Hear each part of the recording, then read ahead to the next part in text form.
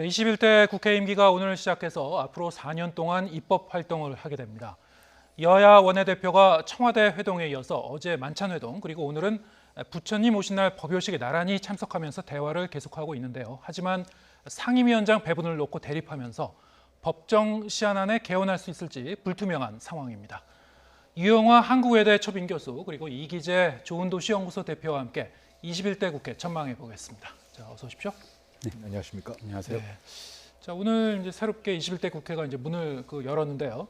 20대 국회는 이제 그 막을 내리게 됐고, 자 이제 20대 국회 그 역대 국회 중에서 뭐 최악이다, 뭐 이런 역대 최악이다 이런 평가도 좀 많았습니다만, 네.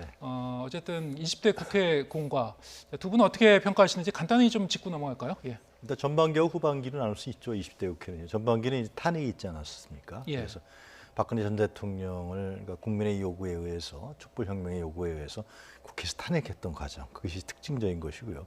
반면 후반기에 와서는 여야의 아주 심한 갈등과 대립인 것이죠. 그래서 동물국회다, 특히 패스트트랙 법안 갖고서 이제 정확히 드러난 게 법안 통과율인데 36%라고 그러지 않습니까? 이거는 역대 국회 최소한 40%다 넘었어요. 그러니까 국회의 가장 중요한 일이 한 두 가지 나눠지죠.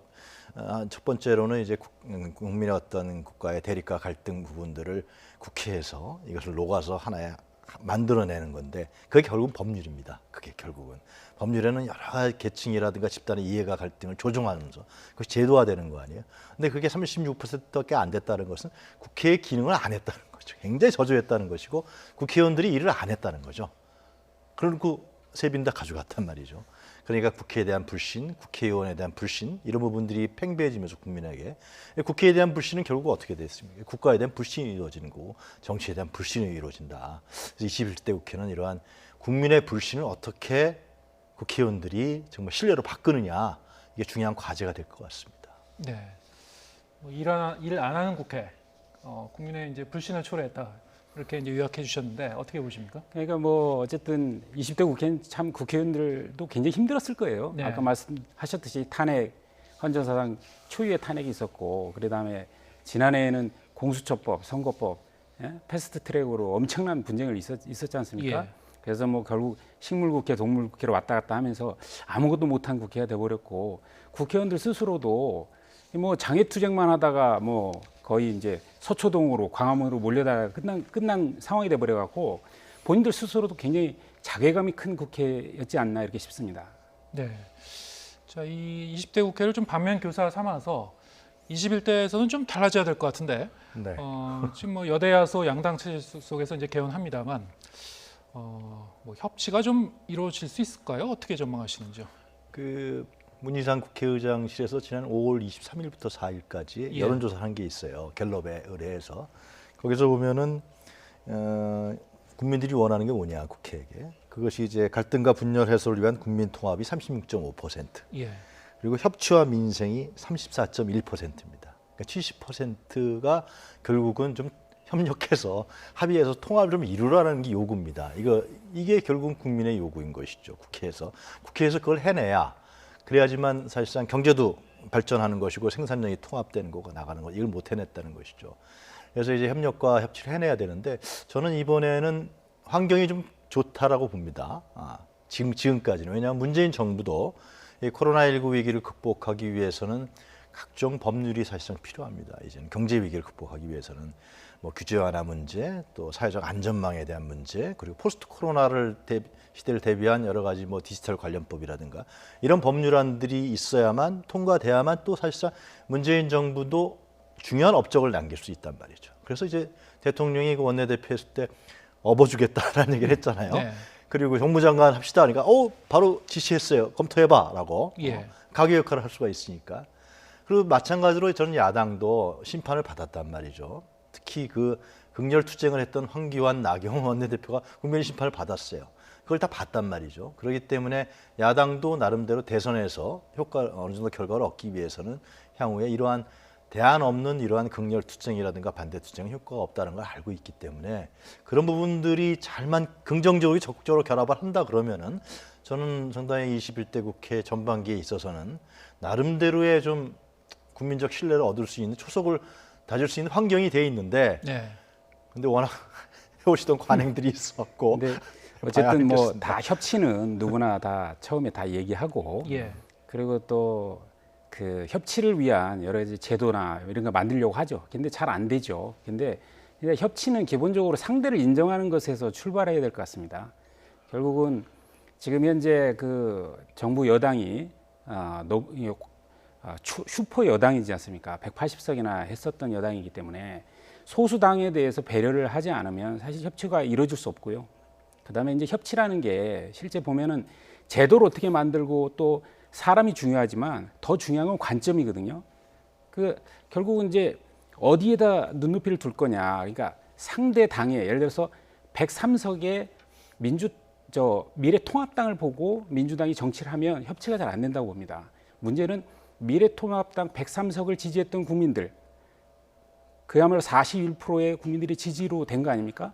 그러니까 결국은 그 국민들의 그 눈높이, 그분들까지도 포함하겠다. 이런 자세를 갖고 하면 협치가 되지 않을까 이렇게 생각합니다. 네. 자, 그런데 지금 뭐 21대 그 원 구성을 놓고 이제 여야 간에 좀 그 난항이 지금 그 지속되고 있는데요. 역대 보면은 사실 뭐 원 구성할 때마다 뭐 여야가 이제 신경전을 벌이게 되죠. 그리고 사실 이제 법정 시한 내에 제대로 딱 원 구성해갖고 시작한 적은 거의 없었던 것 같습니다. 그렇긴 합니다만 지금 상황을 보면은 민주당이 이제 상임위원장을 이제 다 가져와야 된다. 지금 그렇게 얘기를 하고 있고, 뭐 통합당은 이제 당연히 맞서고 있고요. 뭐 청와대 회동부터 해서 이제 그 여야 원내대표가 계속 지금 회동을 계속 하고 있는 것 같은데 접점을 좀처럼 찾지 못하고 있는 것 같습니다. 저 어떻게 전망하시는지요? 그러니까 이제 구체적인 걸 말씀드리기 전에 그 기저에 깔려 있는 것은 예. 제가 생각하기에는 상황의 불신이죠. 못 믿는 겁니다.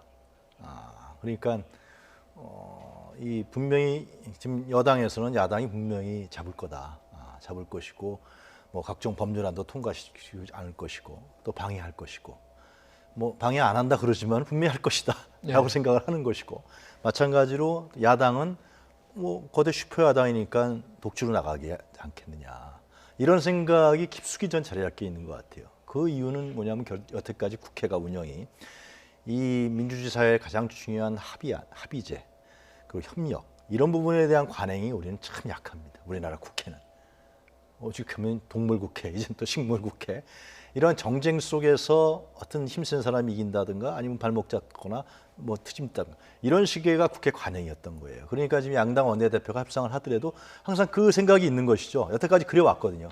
그러니까 지금 원구성 교섭할 때 우월한 위치를 차지해야 된다라는 생각이 일단 깔려 있는 것입니다. 예. 이러한 불신을 어떻게 해소하느냐. 김태년, 주호영 두 사람이 이런 게 저게 보기엔 제일 관건이 될 것 같고 그게 기저에 있는 것 같아요. 예. 두 번째는 법사위 문제도 저는 이제 이런 부분들이 해소된 법사위 문제도 간단하게 해결돼요. 왜냐하면요. 야당은 지금 법사위를 틀어줘야 된다는 거 아니겠어요? 결국은. 근데 이제 거기에 딸려 있는 명분은 또 여당이 앞서는 측면도 있습니다. 왜냐하면 법사위가 자꾸 심사 체계라는 것은 예. 그것은 상임위에서 여야 합의로 다 올라온 아니에요. 표결이든 합의든 올라온 아닌데 법사위에서 한 번 더 걸른단 말이죠. 근데 그것을 걸르는데 예를 들면 뭐 위헌 요소라든가 법률이 상충하다든가 이런 식의 걸르는 것이 아니라 모았다가 양당 원내대표 협상할 때 뭐 준다든가 이런 식으로 해왔단 말이죠. 항상. 그건 뭐 여야 바뀌었을 때도 마찬가지였어요.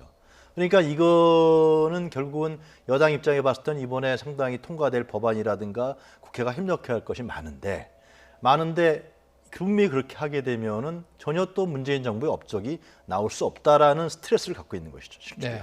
그래서 그거를 고치자라는 것인데 야당은 마찬가지로 또 다르게 생각하는 것이죠. 근데 사실상 그건 없애야 되는 겁니다. 실제로 법사위는 법사위 기능들을 해야 되는 거죠. 자꾸 체계라든가 이런 거 실무적인 수준에서 하고 예를 들면 그거는 뭐 기간을 최소화한다든가 이러한 부분을 넣어서 합의하면 되는 것인데 어떻게 보면 상식적인 건데요. 그러면 뭐 법사위원장을 누가 하건 간에 무슨 상관이 있겠습니까? 그리고 예를 들면 야당 같은 경우도 견제를 못한다 그러는데 견제는 상임위에서 하면 되죠. 상임위에서 표결 처리를 늦춘다든가 반대한다든가 여야 간사 합의가 이루어지지 않으면 상임위에서 법률을 통과하기가 어렵습니다. 상당히. 그런 부분들이 정식적인 견제인데 이것이 법사위라는 여태까지 관행들 그리고 국회 운영에 있어서의 비합리성이라든가 합의적으로 추진하지 않았다라는 이러한 여러 가지 관행들이 있단 말이죠. 이 문제를 예를 들면 해결하지 못한다 그러면 저는 21대 국회는 마찬가지가 될 거라고 봅니다. 특히 내년 올해 이제 가을 겨울이 되면 이제 대선 국면으로 들어간단 말이죠. 그래서 하여튼 이런 부분들을 좀 해결하는 지혜가 필요한데 그거는 이제 두 원내대표가 어느 정도 할지 모르겠어요. 저는 이제 민주당에게 상당히 이번 국회는 달려 있다고 보고요. 예. 그 아까 말씀드렸다시피 워낙 슈퍼 여당이기 때문에 민주당의 자세가 중요한데 이번에 사실은 원구성과 관련해서 좀 실망스럽죠. 왜냐하면 국민이 이제 다수 의석을 준 거는 책임 정치를 하라는 거다라고 하면서 이제 상임위원장을 전석을 독점하려고 하는 발언을 하고 있어요, 계속. 상임위원장을 이제 네. 다 가져가야 되겠다 이러는 거는 뭐 일종의 뭐 압박용일 수도 있죠. 압박용 예, 성격이 좀 짙은 거 아닙니까? 압박용일 수도 있는데 예. 저는 그게 굉장히 중요한 함의가 있다고 보는데 뭐냐면은 어차피 미국 같은 경우는 승자 독식형이지 않습니까? 예. 그래서 다수제 민주주의를 택하고 있는 것이고 그다음에 뭐 유럽이나 이제 의회 내각제 국가들은 이제 합의제 민주주의를 취하고 있는 건데 사실 민주당이 여태까지 지향했던 정치 노선은 합의제 민주주의에 가까웠던 거예요. 그래서 지난번에 연동형 비례대표제를 추진할 때도 그런 합의제 민주주의에 근거한 정치 질서를 구현해 보겠다는 뜻이었던 거거든요.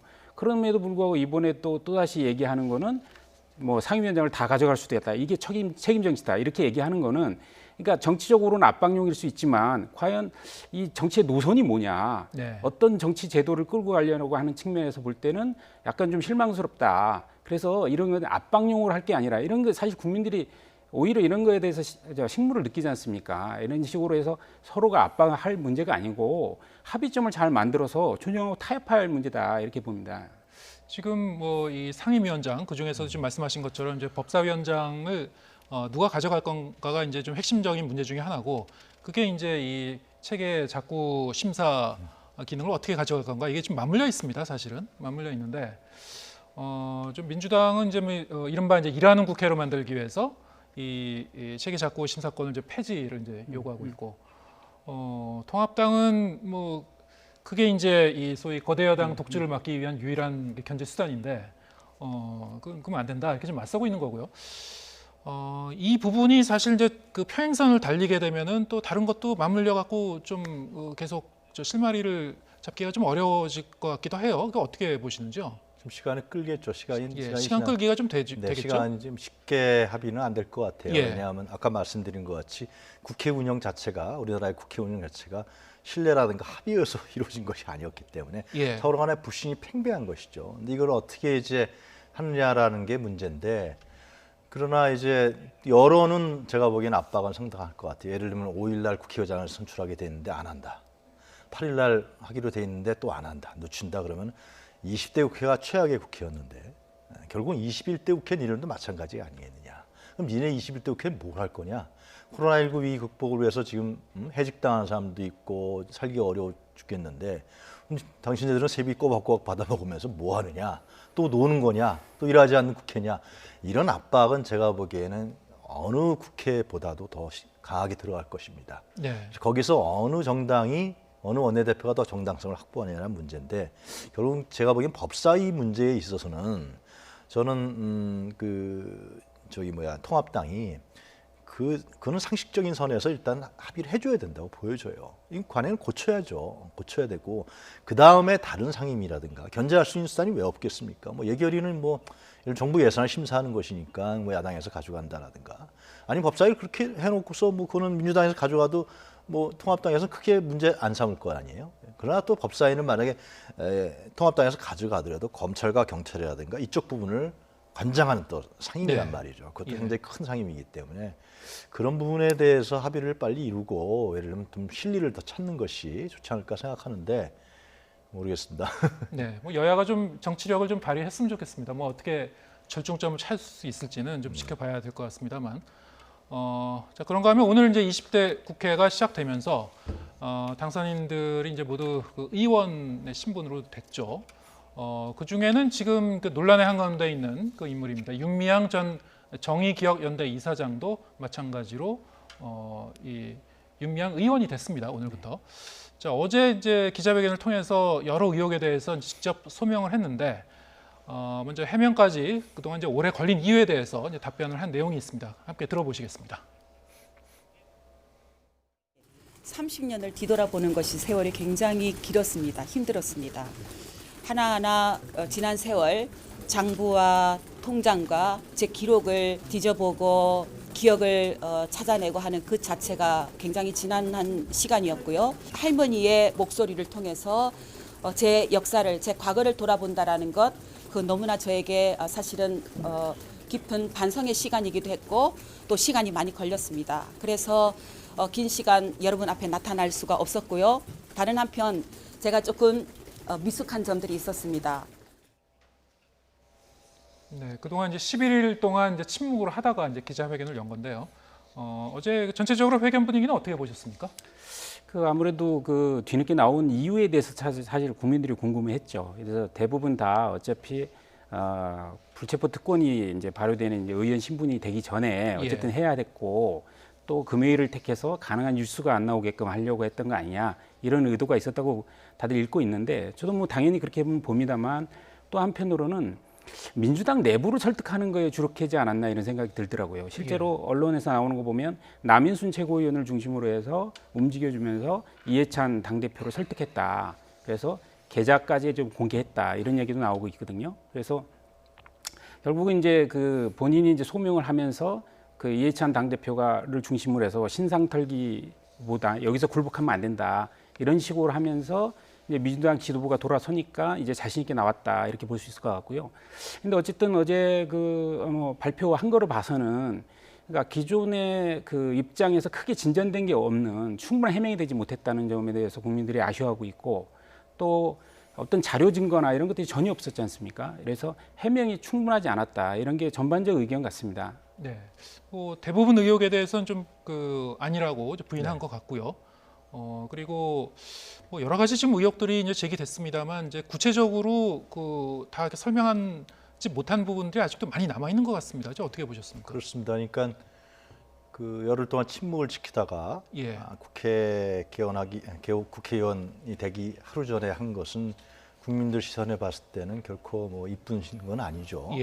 여러 가지 우려도 한 것이고 의혹도 있는 것이고 그러나 또 본인 입장에 봤을 때는 이것을 잘못 해명했다가 워낙 그 공격이 거셌기 때문에 야당과 또 언론에 또 꼬투리 잡히고 또 휘말리는 거 아니냐 뭐 이런 생각도 했을 거라고 생각이 들어요. 그래서 좀 완벽을 기하려고 했다. 그 심정은 충분히 이해갑니다. 그러나 아쉬웠던 것은 자기가 되는 대로라도 해명을 좀 했었다면 상당히 이렇게 그 기자회견이라든가 그 과정에 있어서의 국민적 우려라든가 이런 부분들은 좀 약화됐을 텐데 그런 점들이 상당히 아쉬워요. 그래서 최근에서 이제는 자기가 다 해명할 건 해명하겠다 그러지 않습니까? 이런 측면이 있는 것 같아요. 그러나 제가 좀 아쉬웠던 건 뭐냐면은 물론 이제 가장 중요한 포인트는 자기가 사적으로 돈을 쓰지 않았다라는 것이죠. 개인적으로 돈 문제인데 개인적으로 유용하지 않았다라는 것입니다. 그 점에 대해서 상당히 당당하게 표현이 제가 어떨지 모르겠습니다. 하여튼간에 얘기를 했어요. 이제 그거는 결국은 검찰 수사 외에는 다른 방법이 없습니다. 그거에 대한 진위 여부는 그렇지 않습니까? 그것을 예를 들면 뭐 언론이라든가 야당에서 근거를 갖고 얘기하기는 쉽지 않다. 만약 근거가 밝혀진다면 모르겠지만은 그렇기 때문에 검찰 수사하고 그건 연계할 수밖에 없는 것 같고 검찰 수사의 엄중성과 연계할 수밖에 없는 것 같고 그러나 제가 좀 아쉬웠던 건 뭐냐면 이제 그 정의연대라든가 위안부 피해자 운동에 대해서 이것이 상당히 이후에 어쨌든 간에 이분 상당히 고생했고 정말 힘든 과정을 겪었는데 그 부분이 말끔하게 정리되지 못하는 측면에 대한 어떤 좀 진솔한 사과라든가 책임에 대한 문제 이런 부분들도 좀 같이 좀 했었으면 좋겠다라는 생각이 들었던 거죠. 최근에 하여튼 위안부 피해자 운동에 대해서 여러 가지의 그 얘기들이 많습니다. 그 노선뿐만이 아니라 뭐 문제라든가. 그래서 저는 그런 한마디가 들어갔다면 이번을 계기로 해서 진짜 반성과 성찰을 해서 다시는 이런 일이 발생하지 않도록 뭐 조치를 취한다거나 그러한 어떤 그런 좀 진솔한 국민에게 그러한 부분에 대한 책임감과 함께 향후에 어떤 계기로 삼겠다라는 그래서 내가 그래서 국회의원을 하겠다라든가 그런 좀 내용이 들어갔다라면 더 좋지 않았을까 저는 그런 생각입니다. 주택 구입 자금에 대해서도 사실 해명을 못했죠. 왜냐하면 이제 예금과 뭐 빌린 돈이다 이렇게 얘기만 했을 뿐이지. 근데 사실 상식적으로 국민들은 주택을 살 때 빌리는 건 어디서 빌립니까? 대출을 받잖아요. 그렇죠. 근데 대출을 전혀 없이 현금으로 다 지불을 했고, 근데 그게 빌린 돈이라면 누구한테 빌렸는지 본인이 뭐 저축해서 그 빌린 돈에 대한 해명이 없어요. 없고 그다음에 이제 딸 유학비 비용 문제도 뭐 그 남매 간첩단 사건에 연루돼서 이제 남편이 이제 일부 무죄 받으면서 보상을 받았잖아요. 예. 뭐 그걸 해결했다고 이번에 또 그렇게 말씀하셨는데 그건 2018년에 받은 것이고 딸 유학은 2016년이고 시기상으로 좀 시기도 안 약간 맞는 일치하지 것도 않는 해명을 부분이 못했어요. 있죠. 예. 그다음에 또 이번에 안성 쉼터에 대해서도 역시 뭐 시세에 따라 이루어졌다고는 했습니다만 어쨌든 7억 5천에 매입하고 4억 2천에 팔았잖아요. 그러면 시세 차익이 그렇게 낮지 않습니까? 그러면 저는 굉장히 미안해하고 사죄해야 될 대목이라고 봐요. 그 돈에 어떤 그 횡령 부분이 전혀 없었다 하더라도 얼마나 귀한 돈을 성금으로 위안부 할머니를 위해서 그 단체 낸 거 아닙니까? 근데 그 돈에서 그것을 제대로 관리도 못했고 그래서 사회복지 공동모금회에서 F까지 맡으면서 이거에 대해서 반환 요구까지 받은 상황이었고 그러면서 3억을 손실을 냈어요. 그러면 이거는 정말 이거 진짜 국민들을 상대로 크게 사죄해야 될 부분인데 그런 부분에서 너무 좀 쉽게 넘어가는 걸 보면서 이분의 좀 도덕적 그 감성이 좀 우리 개념하고 좀 다른 거 아닌가 이런 걸 느꼈습니다. 네. 그럼 뭐 여러 가지 의혹에 대해서 어느 정도 좀 그 기대했었던 그런 그 답변이 이렇게 세부적으로까지는 못 갔던 부분들이 분명히 있는 것 같습니다. 근데 윤미향 의원이 이런 그 여러 가지 논란에 대해서 뭐 자신을 둘러싼 각종 의혹들 사실상 이렇게 부인하면서 직접 하나하나 해명을 했는데요. 다시 한번 녹취 들어보시겠습니다. 정대업 활동을 하면서 제 개인 명의 계좌 4개로 모금이 이루어진 사업은 총 9건입니다. 전체 할머니를 위한 것이 아닐 경우 대표인 제 개인 계좌로 모금을 했습니다. 특별한 경우라서 이제 보니 제 개인 명의 계좌를 사용한 것이 잘못된 판단이었습니다. 다만 고 김복동 할머니 장례비 모금의 경우 관행적으로 상주였던 개인 명의 계좌가 많이 활용되어 제 명의로 통장을 개설했습니다. 사업에 필요한 비용을 충당하고 남은 돈을 정대업 계좌로 이체하는 방식으로 나름대로 정산을 하여 사용하여 왔지만 최근 계좌 이체 내역을 일일이 다시 보니 허술한 부분이 있었습니다. 하지만 제 개인 계좌를 통하여 모금하였다고 해서 계좌에 들어온 돈을 개인적으로 쓴 것은 아닙니다. 네, 지금 뭐 얘기를 들어보면은 자신의 이름의 계좌로 모금을 한 것에 대해서는 잘못된 판단이었다 이렇게 얘기를 하고 있는데 그러면서 이제 개인적 유용은 없었다고 주장을 했죠. 그런데 계좌 이체 내역을 보니까 허술한 부분이 있었다 뭐 이런 얘기도 있었어요. 근데 그러면서도 그게 어떤 게 허술했는지에 대해서는 구체적으로 언급은 또 안 했습니다. 자, 이런 게 이제 사실을 어떻게 보면은 그렇죠. 더 궁금증이 이제 생기게 되는 부분인데 이런 부분은 뭐 앞으로 이제 검찰 수사에서 좀 더 이제 명확하게 밝혀질 그 필요가 있겠죠. 어떻게 보셨습니까? 이제 본인께서 말씀하셨듯이 이 허술한 부분에 대해서 굉장히 궁금증이 가더라고요. 이게 예. 그러면서도 개인에게 쓰인 건 아니다. 그러면 어디에 쓰였을까? 혹은 뭐 수익과 지출이 안 맞았다는 얘기일 수도 있고 그래서 굉장히 궁금하기도 한데 결국 이거는 사실 뭐 모든 전문가들이 지금 이제 검찰에서도 이제 회계 전문가를 보강해서 이제 수사에 들어갔지 않습니까? 이러면 이제 결국은 기부금의 입금 과정, 그다음에 출금 내역 비교해 보면 금방 그 차이 나는 부분이 나오기 때문에 저는 이 논쟁은 이제 당분간 크게 이슈화되지 않을 가능성이 높다. 왜냐하면 예. 검찰 결과를 통해서 나오게 왜냐하면 이 이상 윤미향 그 의원이 자료를 제공하고 밝힐 의사가 없어 보여요. 그렇기 때문에 결국은 검찰을 통해서 밝힐 수밖에 없다 이렇게 보입니다. 네. 뭐 결국에 이제 공은 검찰로 넘어간 건가요? 그렇죠. 예. 근데 이제 검찰 수사가 얼마나 집중적으로 신속하게 또 정확하게 이루어지느냐라는 것이 중요하죠. 이런 정치적인 어떤 쟁점이라든가 논란을 일으키면 안 되겠죠. 검찰 수사가. 예. 그래서 저는 뭐 윤석열 검찰이 현직 법무부 장관도 뭐 수사했기 때문에 한 국회의원에 대한 수사를 뭐 주저하거나 그럴 것 같지는 않습니다. 그건 뭐 또 문재인 대통령의 또 원칙이라고 생각이 들고 그래서 그런 부분에 대해서는 크게 눈치를 안 볼 거라고 생각이 들고요. 그래서 정확하게 할 거라고 생각이 들어요. 근데 이제 이 돈 문제에 관련해서는 저는 이번에 제가 잠깐만 말씀드리는 게 뭐냐면 좀 이번 계기로 해서 이런 시민운동이라든가 이러한 정의연 같은 이런 국민적 운동들이 명분과 활동이라든가 고생하고 희생하고 이런 부분들은 굉장히 중요하죠. 예. 진짜 중요합니다. 거기 정의연의 활동가들이 얼마나 고생하겠습니까, 실제로. 그러나 이제는 그거 갖고서 되는 시대는 이제 지났다라는 겁니다. 이젠 회계의 투명성, 돈 문제, 회계의 투명성 문제라든가 또 공개적으로 논의하는 부분들. 이런 피해자 할머니들이 예를 들면 소외됐다. 뭐 피해자 중심주의 그런 부분에 대해서도 할머니들과 설득해서 같이 나가는 문제들 이런 부분들이 이제 보완되고 함께 나가야 된다라는 거죠. 그래서 그런 부분들을 좀 성찰하고 새롭게 하는 계기가 됐으면 좋겠다라는 생각이 듭니다. 그것이 중요한 것이죠. 지금 돈 문제 이런 부분들은 말씀하신 것 같이 검찰 수사에서 또 윤미향 개인에 대한 문제란 말이죠, 실제로. 그래서 이런 부분들이 전체 운동으로 확산되지 않고 또 위안부 운동이 이루어왔던 업적이라든가 성과 이런 부분들이 훼손되지 않으면서 또 일부 극우 단체라든가 일본의 극우 세력에 이용당하지 않는 그런 걸 하기 위해서는 이러한 어떤 자성이라 성찰의 계기로서의 새롭게 하는 이러한 어떤 그 논의라든가 어떤 그런 부분에 대해서 운동 단체라든가 담당자들이 그런 부분들이 좀 필요하지 않을까 생각이 들고요. 한 가지만 더 말씀드리면 이것이 이제 정치적 쟁점으로 갈 텐데 분명히요. 이것이 이제 검찰 수사 들어가고 또 야당에서 문제 제기하고 할 것입니다. 근데 저는 이제 정치권이 하나 좀 저는 유익 있게 생각해야 될 것이 뭐냐면요.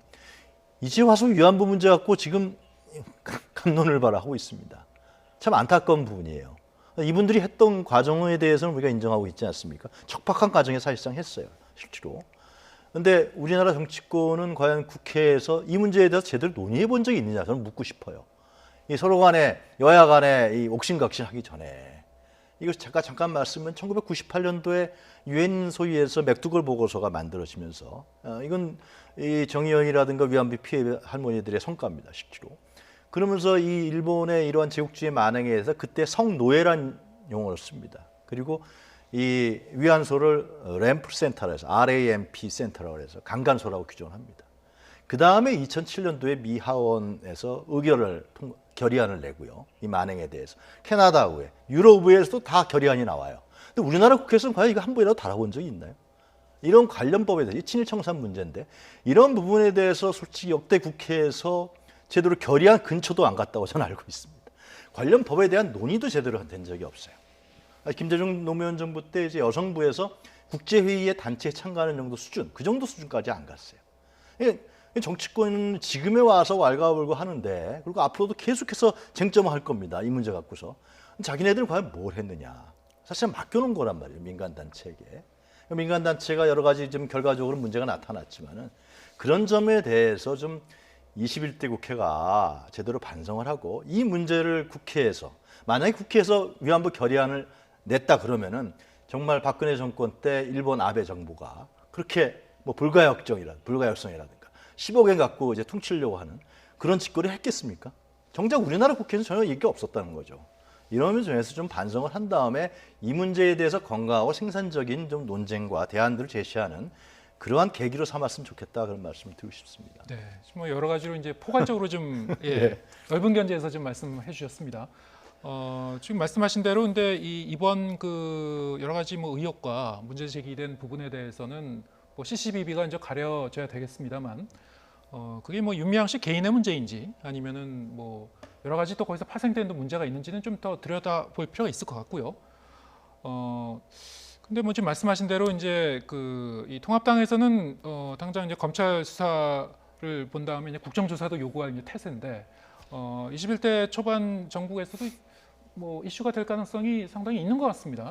예. 그렇죠. 왜냐하면 지금 미래통합당 입장에서는 지금 검찰이 그러니까 윤석열 검찰이 이제 검찰총장이 이제 그 문재인 정부로부터 압박받고 밑에 이제 다 그 인사권을 이제 추미애 장관이 행사하면서 교체가 많이 이루어졌지 않습니까? 그러니까 과연 이걸 제대로 수사할 수 있겠냐 이런 의혹을 갖고 있는 거거든요. 그리고 실제로 윤미향 당선자가 이제 국회의원이 됐기 때문에 그러면 이제 그 검찰에서 소환 조사를 할 텐데 소환 조사도 뭐 그 포토라인도 안 세우고 비공개로 할 거고 그다음에 뭐 공소장도 비공개로 하면서 공개를 안 하려고 할 거고 그러면 과연 이게 결국 진실이 제대로 드러나겠느냐. 결국 이제 뭐 1심, 2심 대법원까지 가면 2년, 3년 갈 거고 그러다 보면 다 잊혀질 거고 이렇게 되지 않겠냐. 이런 것 때문에 이거를 검찰의 수사를 지켜보겠지만 그대로 놔둘 수는 없다. 그러면 이 문제를 검찰이 이 부분에서 깊이 들어가지 않으면 국정조사를 요구할 가능성이 높고요.